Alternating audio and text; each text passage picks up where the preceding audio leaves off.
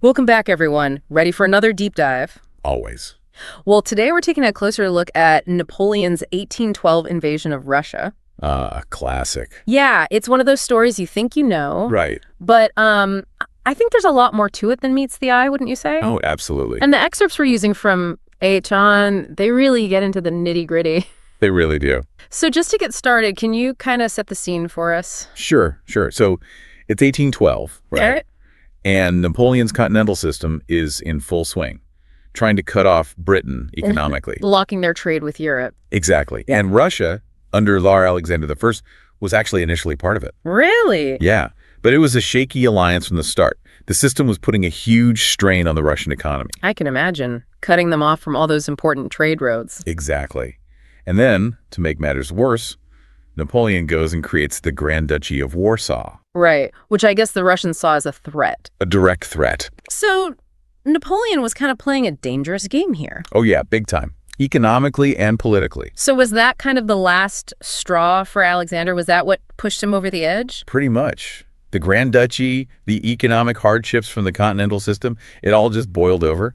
Alexander withdraws from the system. Which, knowing Napoleon, I'm guessing he didn't take too well. He was furious. Saw it as a personal insult. A challenge to his authority. You got it. So what does he do? He assembles the Grande Armée, this massive force the likes of which Europe had never seen. Over 600,000 soldiers. It was more than just a French army, though, right? Oh, it was a real hodgepodge. French, German, Italian, Polish, you name it. Wow, that's incredible. It must have been a logistical nightmare just keeping everyone supplied and organized. It was. Moving an army that size across such vast distances, it's mind-boggling. Did that diversity, having soldiers from all these different places, did that cause any problems for Napoleon? Oh, definitely. Different languages, different military traditions. Imagine the communication issues. And then there's the question of loyalty. Right. How unified could a force like that really be? Especially when things start to go wrong. Exactly. It's almost like he was leading more of a coalition army than a single unified force. Yeah, that's a good way to put it. So despite all that, I imagine the sheer size of that army, the momentum, it must have been pretty intimidating. Oh, yeah. In the beginning, Napoleon was unstoppable. Yeah. He crosses the Niemen River in June of 1812, captures Smolensk in August.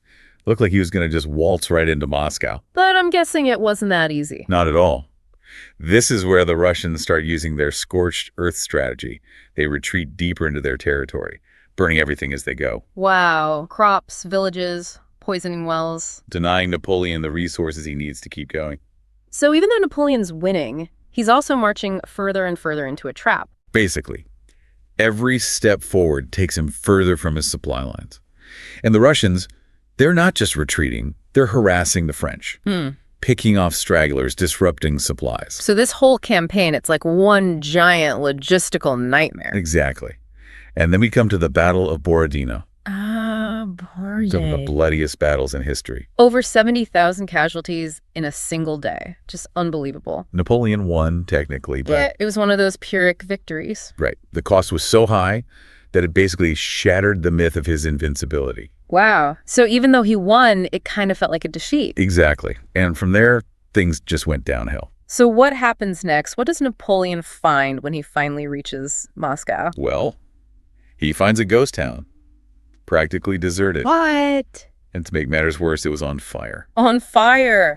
How? Well, that's a bit of a mystery. Some historians think the retreating Russians set the fires, deny Napoleon any use of the city. Scorched earth taken to a whole other level. Right. But others think the fires are accidental. Just the chaos of the evacuation. Who knows? So Napoleon's sitting in a burning ghost town. Pretty much. And Alexander, he refuses to negotiate. So what does Napoleon do? I mean, what's his next move? He's stuck. Winter's coming. Supplies are running low. His army is exhausted. And there's no clear path to victory. The Grande Armée, the supposedly unstoppable force of nature, is suddenly looking very vulnerable. Very. And this is where things get really, really bad. The retreat from Moscow. Yeah, our sources describe it as an absolute nightmare. The Russian winter really sets in. Temperatures plummet, snow, ice, constant wind. Soldiers freezing to death, horses collapsing from exhaustion and starvation. Just awful conditions. And don't forget about disease, dysentery, typhus. It spread like wildfire. Our sources describe it as if the landscape itself had turned against them. Yeah.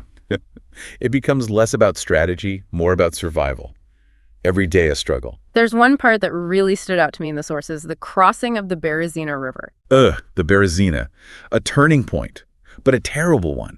Thousands trying to cross this partially frozen river. While being attacked. Exactly. Men and horses falling through the ice, drowning, bodies piling up. Just chaos and carnage. It really shows the brutality of war, the sheer human cost of this whole campaign. So how many of Napoleon's men actually made it back, out of the 600,000 that marched into Russia? Less than 100,000. Wow. I mean, that's just devastating. So what's the lasting impact of all of this? I mean, we know Napoleon loses, but what are the real consequences? Well, militarily, it shatters his image. The myth of the invincible Napoleon. Gone. And that emboldened his enemies, leads to a new coalition against him. So it wasn't just a military defeat. It was a total shift in the balance of power. You got it. This one campaign set in motion a chain of events that would ultimately lead to his downfall. Wow. It's incredible how one miscalculation can have such huge repercussions. It really makes you think, doesn't it? It does. So could Napoleon have done anything differently? Could he have avoided this catastrophe? That's the million-dollar question. Yeah. Could he have been more cautious, better prepared? More willing to negotiate, maybe? Perhaps. Yeah. Some historians say pushing on to Moscow after Borodino was his biggest mistake. Maybe he should focus on securing his supply lines, getting ready for the winter. Possibly. He really underestimated the logistical challenges. It seems like it was a combination of things, really. Overconfidence, bad logistics, the weather, the Russians themselves. Yeah. It's rarely one thing that changes the course of history. It's complex. Very.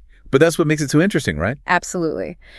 So while we can't say for sure what would have happened if Napoleon had done things differently, we can definitely learn from his mistakes. Oh, absolutely. I'm curious, what do you think are the biggest takeaways from this, the most important lessons? Well, one of the biggest has got to be underestimating your opponent. Yeah, Napoleon just assumed he could roll right over the Russians. Right, like he could just force them to surrender. But he completely missed how vast the country was and the resilience of the people. They weren't just going to give up. Nope. They were willing to fight, and they were willing to make sacrifices. And that brings us to another point, hubris. The classic downfall of so many leaders. Napoleon was so sure of himself, so convinced of his own invincibility, that he just couldn't see the risks. It's like his past successes blinded him to the realities of this campaign. Exactly. He needed a little humility. A willingness to listen, maybe, to those who were warning him about the danger. Definitely. And then I think another key takeaway is the importance of adaptability. Adaptability. The Russians, they were masters of it. Scorched earth, using the winter to their advantage. They were constantly adjusting. Exactly. And Napoleon, he was much more rigid. He had his plan, and he was sticking to it. No matter what. Even when it was clear that things were going wrong. So it's not enough to have a good plan. You have to be willing to change it. You got to be able to roll with the punches. Think on your feet. Exactly. And I think that's a lesson that's just as relevant today as it was back then. Oh, for sure. In a world that's constantly changing, being able to adapt is crucial. Absolutely. Well, this has been a really fascinating deep dive. It has. Napoleon's Russian campaign, it might seem like ancient history, but it's full of these lessons that are still relevant today. It really makes you think about leadership, about strategy, about the limits of power. And about the human cost of war. Absolutely. So we've seen how ambition and overconfidence can lead to disaster. We've seen the importance of humility, adaptability, and really understanding your opponent. And we're left with that big question, could Napoleon have won? Could he have done things differently and changed the outcome? We can't say for sure, but it's definitely something to think about. It is. It's what makes history so compelling. It's a constant conversation. Between the past and the present, always something new to learn. Absolutely. So to everyone listening, thanks for joining us on this deep dive into Napoleon's Russian blunder. We hope you found it insightful, and we'll see you next time.